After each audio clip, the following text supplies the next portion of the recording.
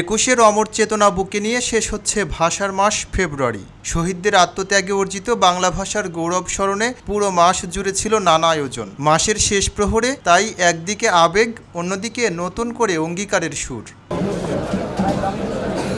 কেন্দ্রীয় শহীদ মিনার প্রাঙ্গণে পুরো মাস জুড়ে ছিল মানুষের ঢল। ফেব্রুয়ারির শুরুতেই শহীদ মিনারে আয়োজন করা হয় জাতীয় কবিতা উৎসবের। সংস্কৃতি বিরোধী আগ্রাসন রুখে দিবে কবিতা, এই স্লোগানের মাধ্যমে বাংলা ভাষাকে চিরজাগ্রত রাখার আহ্বান জানান কবিরা।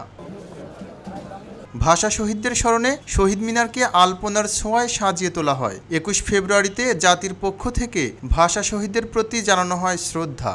বাংলা একাডেমি প্রাঙ্গণে শুরু হয় অমর একুশে বইমেলা। লেখক পাঠকের আড্ডা আর বইপ্রেমীদের মিলন মেলায় পরিণত হয় এই আয়োজন।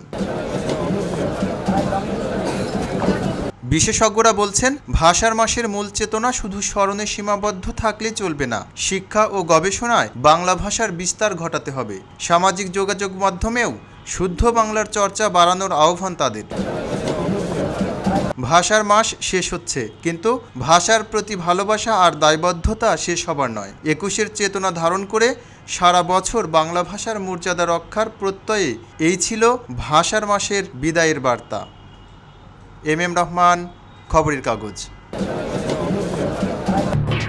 এলো খবরের কাগজ, নিখাত, নির্ভীক, নিরপেক্ষ।